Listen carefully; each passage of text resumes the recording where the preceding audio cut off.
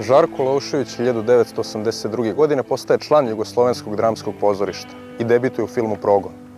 Nakon te uloge, njegova karijera meteorskom brzinom dostiže u sam vrh jugoslovenskog glumišta.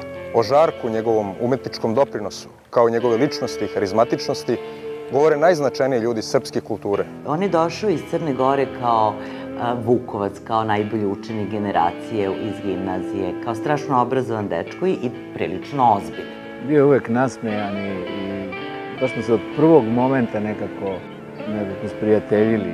I odmah nas je sve kupio svojim šarmom, odgovornošću, snagom.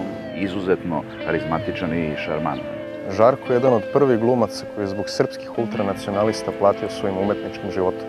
Vreme 90-ih je pre svega bilo ratno vreme, koje nije donelo nikome nikakvog uspeha. Nije u pitanju ratište, niti ne znam šta, nego uopšte atmosfera koja je vladala među ljudima i taj mrak koji smo proživljavali. Ovo vreme je donelo i brutalnost, donelo je drugo ponašanje, donelo je druge heroje.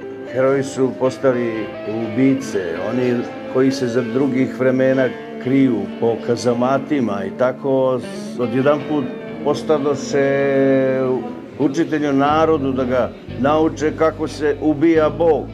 Tada počinju pretnje, počinju zvanje telefona. Njemu neko savjetuje pre svega da se ipak naoruža nekim pištoljem. 31. jula 1993. godine Žarko i njegov brat Branimir napadnuti su od grupe mladića u blizini podgoričkog lokala.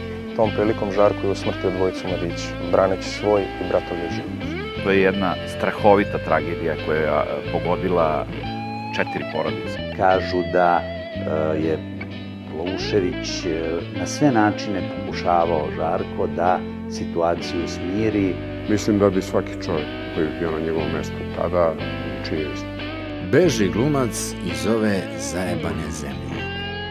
Beži i ne okreći se. Nemaš zašto. Videli smo se prvi put posle njegovog odlaska s ovih prostora i ja sam tada saznao jednu tako bizarnu stvar da je on čovjek bez identiteta tamo. Istekla su mu dokumenta bivše države Jugoslavije, a on umeđu vremenu nije rešio pitanje državljanstva. Ali ono što je on je uvek i govorio, ali ja ipak sam ubio. Znači, to je stvar sa kojom morate živjeti. To je definitivno utjecalo tako drastično na njegov život da je to sama ta činjenica već mora za sebe i kazna za sebe. Ja mislim da njemu najteže od svega je što se desio taj nesrećni slučaj, što su ti ljudi poginuli. Ne da mislim, nego znam. To je ono što je njemu teško. Znam da bol ne čuje. Ali od mene ne bi bilo srećnijeg čovjeka na kugli zemaljskoj da se to nije desilo. Da sam mogao drugačije. Da sam mogao da pucam u noge. Da sam mogao da ne pucam uopšte. Ali nisam umeo, ni smeo. Da jesam, koliko bi mi lakša zora bila.